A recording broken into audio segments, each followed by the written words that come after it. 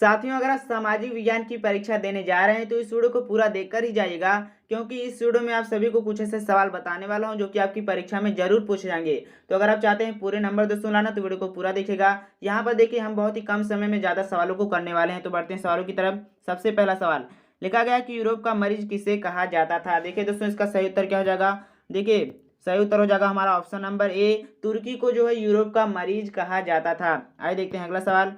दूसरा सवाल यहाँ पर लिखा गया है कि यंग इटली की स्थापना किसने की थी। इसका सही उत्तर दोस्तों हो जाएगा ऑप्शन नंबर ए, जो कि दिया गया है मैजीनी ने यंग इटली की स्थापना की थी। कहाँ पर की थी ये दोस्तों आप कमेंट बॉक्स में जरूर लिखेगा। तीसरा सवाल यहाँ देखते हैं, लिखा गया कि अंतर्राष्ट्रीय महिला दिवस कब मनाया जाता है। इसका सही उत्तर दोस्तों हो जाएगा अंतर्राष्ट्रीय महिला दिवस जो है 8 मार्च को मनाया जाता है। तो इस तरह से आप इसे टिक लगा दीजिएगा। चौथा सवाल यहाँ पर लिखा गया है कि अप्रैल थीसिस किसने लिखी। इसका सही उत्तर दोस्तों हो जाएगा लेनिन ने लिखी थी। आइए देखते हैं पांचवा सवाल।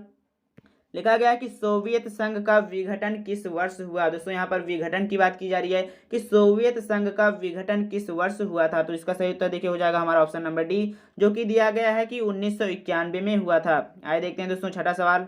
यहाँ पर छठा सवाल लिखा गया है कि अंकोर वाट में किस हिंदू देवता का मंदिर स्थित है।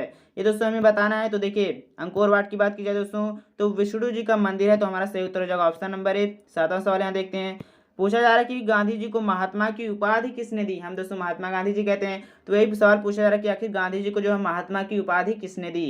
तो आपका सही उत्तर हमारा हो जाएगा दोस्तों रविंद्रनाथ टैगोर जी ने दी थी, ऑप्शन नंबर ए। आठवां सवाल यहाँ पर लिखा गया कि पूर्ण स्वराज दिवस कब मनाया गया था। देखिए, इसका सही उत्तर दोस्तों हो जाएगा ऑप्शन नंबर ए, जो कि दिया गया है 26 जनवरी 1930 को पूर्ण स्वराज दिवस मनाया गया था।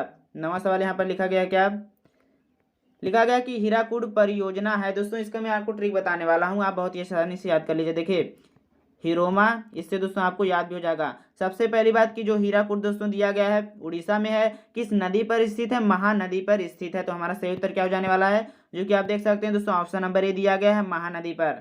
आइए देखते हैं 10वां सवाल। 10वां सवाल यहाँ लिखा गया है कि गुरु गोविंद सिंह जी का जन्म किस नगर में हुआ था। हमें दोस्तों बताना है कि गुरु गोविंद सिंह जी का जो जन्म है किस नगर में हुआ था। देखिए, इसका सही उत्तर हो जाएगा पटना में दोस्तों जन्म हुआ था। 11वां सवाल देखते हैं।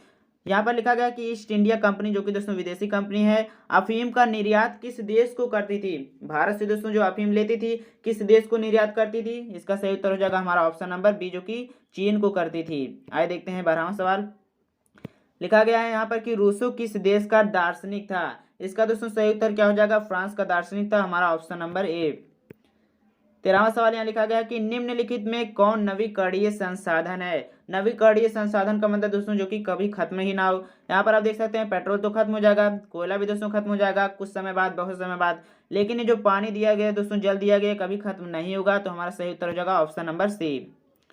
यहाँ पर 14वां सवाल लिखा गया है कि जामनगर तेल शोधक कारखाना किस राज्य में स्थित है। देखिए, इसका सही उत्तर दोस्तों क्या हो जाएगा। आइए हम ऑप्शन को नजर घुमाते हैं। तो 14वें सवाल में हमें दोस्तों बताना है कि जो कारखाना है किस नगर में स्थित है। आपको पता होना चाहिए कि गुजरात में स्थित है। तो हमारा सही उत्तर हो जाएगा ऑप्शन नंबर ए। आइए देखते हैं 15वां सवाल लिखा गया कि तारापुर परमाणु विद्युत केंद्र है। दोस्तों बताना है कहाँ पर ये केंद्र है। तो ये हमारा केंद्र है महाराष्ट्र में। तो ऑप्शन नंबर बी, जो कि दिया गया दोस्तों महाराष्ट्र, हमारा सही उत्तर हो जाएगा। 16वां सवाल क्या लिखा गया, लिखा गया कि पर्यावरण संरक्षण हेतु पहला विश्व शिखर सम्मेलन कहाँ पर हुआ था। इसका सही उत्तर दोस्तों हो जाएगा ऑप्शन नंबर ए, जो कि दिया गया स्टॉकहोम में सबसे पहला जो है विश्व, हमारा दोस्तों जो विश्व शिखर सम्मेलन हुआ था। तो आइए देखते हैं अगला सवाल। लिखा गया कि 1992 में पृथ्वी सम्मेलन कहाँ पर हुआ था। ये दोस्तों आपको पता भी होगा। इसका सही उत्तर हमारा क्या हो जाने वाला है, जो कि ऑप्शन नंबर डी दिया गया है रियो डी जेनेरियो में, जो सबसे पहला दोस्तों अर्थ समिट हुआ था, जो कि 1992 में हुआ था। आइए देखते हैं 18वां सवाल। लिखा गया कि भारत में कोयले का सर्व प्रमुख उत्पादक राज्य है। हमें दोस्तों बताना है कि कोयले का सर्व प्रमुख उत्पादक राज्य कौन सा है। तो इसका सही उत्तर हो जाएगा हमारा ऑप्शन नंबर डी, जो कि दिया गया है छत्तीसगढ़। 19वें सवाल में पूछा जा रहा है कि भारत में सर्व प्रमुख चावल उत्पादक राज्य दोस्तों कौन सा है। तो ये आप सभी को पता भी होगा, पश्चिम बंगाल में दोस्तों सबसे ज्यादा चावल होता है। आइए देखते हैं 20वां सवाल। लिखा गया कि भारत में रेडियो का सबसे पहला प्रसारण किस वर्ष हुआ था। इसका सही उत्तर दोस्तों हो जाएगा 1923 में सबसे पहला जो है रेडियो का दोस्तों सबसे पहला प्रसारण किया गया था। आइए देखते हैं, आइए आगे बढ़ते हैं। यहाँ पर देखिए हम 21वें सवाल पे दोस्तों पहुंच चुके हैं। पूछा जा रहा है कि भारत में हरित क्रांति शुरू हुई कब शुरू हुई। 1923 में शुरू हुई। देखिए 1967 में दोस्तों शुरू हुई। तो हमारा सही उत्तर क्या हो जाएगा, ऑप्शन नंबर सी। इसके पहले वाले के सवाल का दोस्तों 1923 था। आइए देख लेते हैं 22वां सवाल। यहाँ पर पूछा जा रहा है कि सूती कपड़ा उद्योग का कच्चा माल है। अब दोस्तों अगर आपको हिंदी में सवाल समझ नहीं आता है दोस्तों, आप यहाँ देखिएगा, जैसे यहाँ लिखा गया कॉटन, अब कॉटन लिखा गया दोस्तों, सही उत्तर क्या हो जाएगा, कॉटन हो जाएगा। उसी तरह से यहाँ पर देखिए हमारा ऑप्शन नंबर बी जो कि दिया गया है कपास। अब चूंकि कॉटन टेक्सटाइल यानी कि सूती कपड़ा उद्योग की बात की जा रही है तो क्या होगा, कपास ही होगा। आइए आगे बढ़ें। यहाँ 23वां सवाल में पूछा जा रहा है कि रेशमी वस्त्र उत्पादन का प्रमुख केंद्र है। देखिए इसका सही उत्तर दोस्तों हो जाएगा हमारा ऑप्शन नंबर डी, जो कि आप यहाँ देख सकते हैं लिखा गया है यानी कि भागलपुर। हमारा सही उत्तर दोस्तों हो जाएगा ऑप्शन नंबर डी 23वें सवाल का। 24वां सवाल यहाँ देखते हैं, लिखा गया है कि उर्वरक कारखाना उपस्थित है यानी कि अवस्थित दोस्तों कहाँ पर है, ये आपको पता होना चाहिए। ये हमारा है बैरानी में, ऑप्शन नंबर ए जो कि आप देख सकते हैं दोस्तों बरौनी दिया गया है, यही हमारा सही उत्तर हो जाएगा। 25वें सवाल पे हम पहुंच चुके हैं। लिखा गया कि रंग भेद की नीति के विरुद्ध आवाज किसने उठाई थी। ऑप्शन में आप दोस्तों यहाँ देखिए, जैसे कि लिखा गया क्या, जॉर्ज डब्ल्यू दोस्तों, इन्होंने बिल्कुल भी नहीं उठाई थी। इसका सही उत्तर अगर आप देखेंगे तो मार्टिन लूथर किंग जी ने जो है रंग भेद की जो नीति के विरुद्ध दोस्तों आवाज उठाई थी, रंग भेद किया जाता था। आइए देखते हैं हम 26वां सवाल। लिखा गया कि धर्म को समुदाय का मुख्य आधार मानने वाले व्यक्ति को कहा जाता है। देखिए धर्म को दोस्तों मानने वाले व्यक्ति को क्या जाता है, सांप्रदायिक कहा जाता है। आइए देखें 27वें सवाल में पूछा जा रहा है कि भारत में राष्ट्रीय महिला आयोग अधिनियम कब बना था। देखिए दोस्तों पूछा जा रहा है कि राष्ट्रीय महिला आयोग जो है अधिनियम कब बना था, तो आपको पता होना चाहिए 1990 में बना था, ऑप्शन नंबर डी हो जाएगा। यहाँ पर 28वें सवाल में पूछा जा रहा है कि भारत में संविधान सभा का गठन कब हुआ था। देखिए दोस्तों 1946 में जो संविधान सभा का पहला गठन किया गया था, तो हमारा सही उत्तर हो जाएगा ऑप्शन नंबर ए।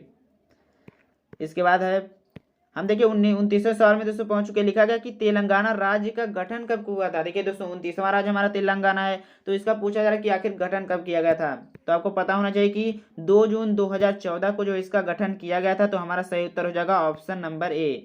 आगे बढ़ते हैं। यहाँ पर देखिए चिपको आंदोलन की दोस्तों बात की जा रही है। चिपको आंदोलन की शुरुआत किस राज्य से हुई थी, उत्तराखंड से दोस्तों हुई थी, तो हमारा ऑप्शन नंबर सी जो कि सही उत्तर हो जाएगा।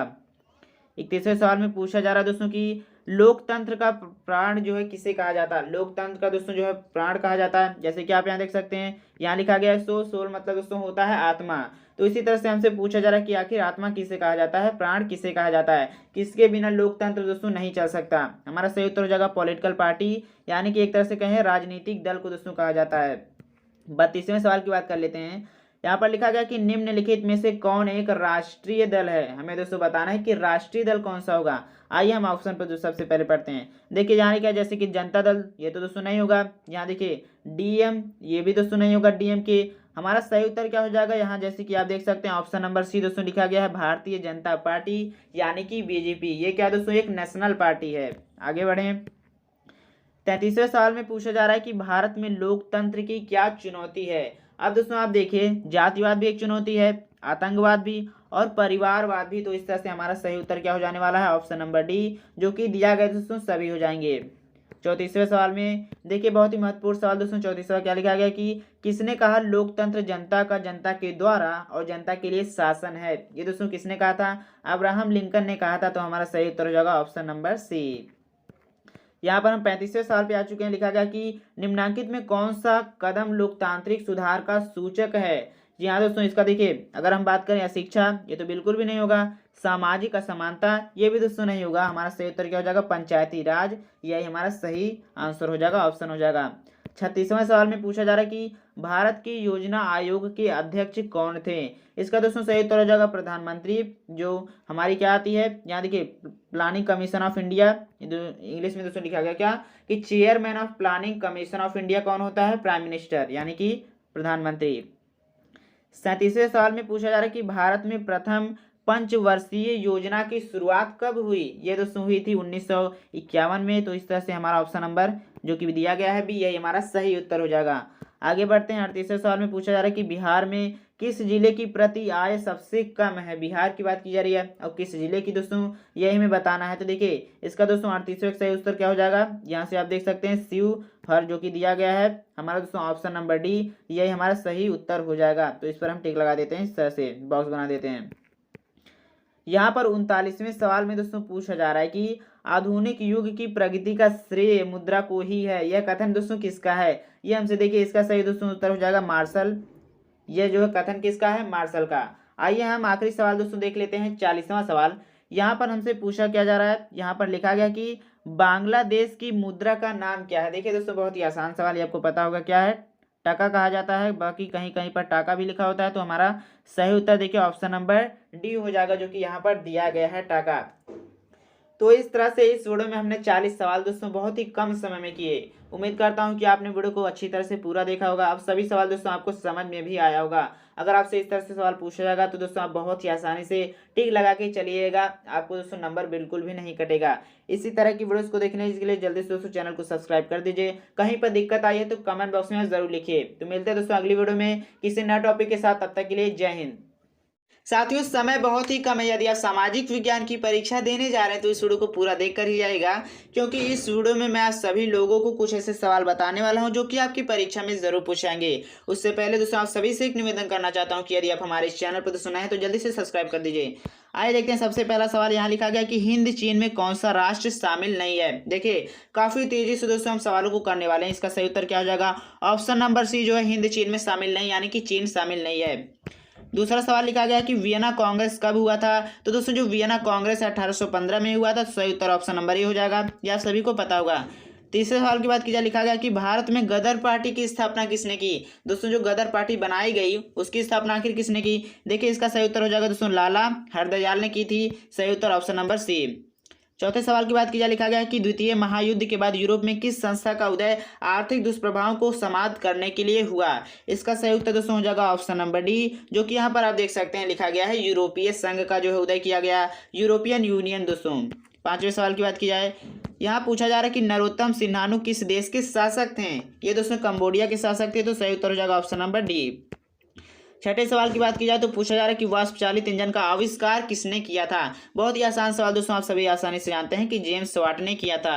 सातवें सवाल की बात की जाए, लिखा गया कि टाटा आयरन एवं स्टील कंपनी की स्थापना की गई कब दोस्तों की गई। देखिए 1907 में की गई थी। तो सही उत्तर हो जाएगा ऑप्शन नंबर हमारा बी। आठवें सवाल में पूछा रहा है कि गोल घर कहाँ स्थित है। अब दोस्तों जो गोल घर पटना में स्थित है, आपको पता होना चाहिए। ऑप्शन नंबर बी हमारा सही उत्तर हो जाएगा, तो इस पे हम टिक लगा देंगे। 9वें सवाल में कहा जा रहा है कि किस अमेरिकी राष्ट्रपति ने न्यू डील लागू की। इसका सही उत्तर दोस्तों हो जाएगा ऑप्शन नंबर बी। आप यहाँ देख सकते हैं FD रूजवेल्ट ने जो न्यू डील है उसे लागू की।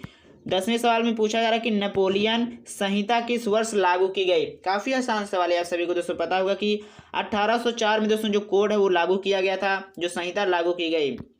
11वें सवाल में पूछा जा रहा है कि फ्रैंकफर्ट की संधि कब हुई। अब दोस्तों बहुत ही महत्वपूर्ण सवाल है, आपको पता होना चाहिए कि 1871 में जो इसकी संधि हुई। आगे देखें 12वें सवाल में पूछा जा रहा है कि कार्ल मार्क्स का जन्म कहाँ हुआ था।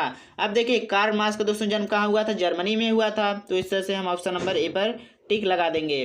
12वें सवाल 13वां सवाल पूछा जा रहा है कि 1991 में निम्न में से कौन अस्तित्व में आया। दोस्तों अस्तित्व में कौन आया हमसे पूछा जा रहा है कि 1991 में। आप यहाँ देख सकते हैं ऑप्शन में जैसे कि WTO की बात की जा रही है, यहाँ G8 दोस्तों DT की बात की जा रही है, गेट की बात की जा रही है, और यहाँ नई आर्थिक नीति की भी बात की जा रही है। लेकिन आपको दोस्तों मालूम होना चाहिए कि इनमें से कोई भी नहीं आया था। यहाँ दोस्तों हमारा ऑप्शन नंबर डी सही उत्तर हो जाएगा कि इनमें से कोई नहीं। 14वां सवाल की बात की जाए दोस्तों कि इन आर्थिक क्रियाओं में कौन प्राथमिक क्षेत्र से संबंधित नहीं है। प्राथमिक क्षेत्र से दोस्तों कौन संबंधित नहीं, 3 क्षेत्र होते हैं, उसी में से पूछा जा रहा है कि आखिर प्राथमिक क्षेत्र से कौन संबंधित नहीं है। अब आप देख सकते हैं बैंकिंग, बाकी दोस्तों बैंक तो हमें सेवा प्रदान करती है, तो ये प्राथमिक क्षेत्र में नहीं आने वाली है। 15वें सवाल की बात करें, पूछा जा रहा है क्या, लिखा गया दोस्तों कि जमशेदपुर, दुर्गापुर, भिलाई और सलेम किस उद्योग के केंद्र हैं। इसका देखिए दोस्तों सही उत्तर हो जाएगा हमारा आयरन एंड स्टील, जो कि ऑप्शन नंबर सी आप देख सकते हैं। आगे बढ़े, यहाँ पर लिखा गया है कि प्रति व्यक्ति आय का आशय है। हमें बताना है कि प्रति व्यक्ति आय का मतलब दोस्तों क्या होता है। इसे ही औसत आय भी कहा जाता है। तो ऑप्शन नंबर बी पर हम टिक लगा देंगे। आगे बढ़ते हैं 17वें सवाल की बात। लिखा गया है कि राष्ट्रीय विकास परिषद का गठन कब हुआ। अब देखिए 17वें सवाल में हमसे कहा जा रहा है कि राष्ट्रीय विकास परिषद यानी कि दोस्तों नेशनल डेवलपमेंट काउंसिल कब बनाई गई। हमारा सही उत्तर क्या हो जाएगा, 1952 में जो है इसका गठन किया गया। आइए हम आगे देखें। पूछा जा रहा है कि बांग्लादेश की मुद्रा है। बहुत ही आसान सवाल दोस्तों, टका है बांग्लादेश की मुद्रा। 19वें सवाल में कहा जा रहा है कि राष्ट्रीय आय का अर्थ है, इसका सही उत्तर दोस्तों क्या हो जाएगा? अगर आप यहाँ देखेंगे सरकार की आय, बिल्कुल भी नहीं है। देखिए उसी तरह से पारिवारिक आय, ये भी दोस्तों नहीं होगा हमारा। देखिए सही उत्तर क्या हो जाएगा? ऑप्शन नंबर डी अगर आप देखेंगे तो यही हमारा सही उत्तर हो जाएगा। 20वें सवाल की बात, 20वें सवाल में यहाँ लिखा गया कि भारत में उपभोक्ता संरक्षण कानून कब लागू हुआ, जिसे दोस्तों अंग्रेजी में क्या कहा जाता है? Consumer protection act. हमें बताना है कि कब लागू हुआ, इसका सही उत्तर हो जाएगा। बाकी 1986 में इसे लागू किया गया। आगे बढ़े, यहाँ लिखा गया है 21वें में कि भूमि विकास बैंक द्वारा किस प्रकार का ऋण प्रदान किया जाता है, इसका सही उत्तर दोस्तों हो जाएगा दीर्घकालीन यानी कि लॉन्ग टर्म लोन। आगे बढ़े, 22वें सवाल में लिखा गया है कि भारत में किस प्रकार की आर्थिक प्रणाली पाई जाती है। अब दोस्तों 22वें सवाल की बात की जा रही है। आपको पता होगा कि मिश्रित जो है अर्थव्यवस्था होती है, तो सही उत्तर हमारा क्या हो जाएगा? ऑप्शन नंबर सी जो हो जाएगा 22वें सवाल का। 23वें सवाल की बात की जाए, यहाँ पर लिखा गया है कि नागार्जुन सागर जो है कहाँ पर दोस्तों है, तो इस तरह से सवाल आपसे जरूर पूछ जाएंगे, तो आपको पता होना चाहिए। बाकी ये जो है कृष्णा, ऑप्शन नंबर डी हो जाएगा कृष्णा से। 24 सवाल की बात की जाए, क्या लिखा गया है? लिखा गया कि 26 जनवरी 2004 को विश्व का कौन भाग सुनामी से प्रभावित हुआ था? ये दोस्तों बंगाल की खाड़ी हुआ था प्रभावित, तो इस तरह से ऑप्शन नंबर डी पर हम टिक लगा देंगे। 25 सवाल में लिखा गया है क्या कि सामान्य संचार व्यवस्था के बाधित होने का मुख्य कारण क्या है? इसका दोस्तों हमारा सही उत्तर क्या हो जाएगा? कि केबल का टूट जाना।